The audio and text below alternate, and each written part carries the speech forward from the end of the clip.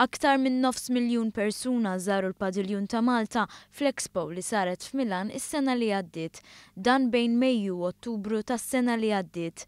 Dan irriżulta minn rapport dwar is-sem ta' Malta li kien ippreżentat fil-Parlament. L-edizzjoni tal-Expo tal-2015 servit ta' vetrina għal aktar minn 150 pajjiżi u l-organizzazzjoni. Mill-10 pajjiżi li ffurmaw l-hekk imsejjaħ Biomed Cluster kien il-Padiljun Malti li rreġistra l-ogħla numru ta' viżitaturi b'San Marino u s-Serbja jsegwu lil pajjiżna rispettivament.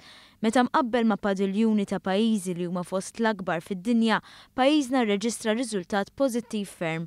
Ngħidu aħna l-Padiljun tal-Unjoni Ewropea żaruh madwar 650,000 persuna. Il-Padiljuni tal-Polonja u l-Ġappun irreġistraw 1.5 miljun u 2 miljun viżitaturi rispettivament meta dawn kienu fost l-ikbar, riflessjoni wkoll tal-kobor tal-pajjiż. Il-maġġoranza tan-nies li waqfu ħadu interess fil-Padiljun ta' pajjiżna waqt din l-Expo kienu Taljani.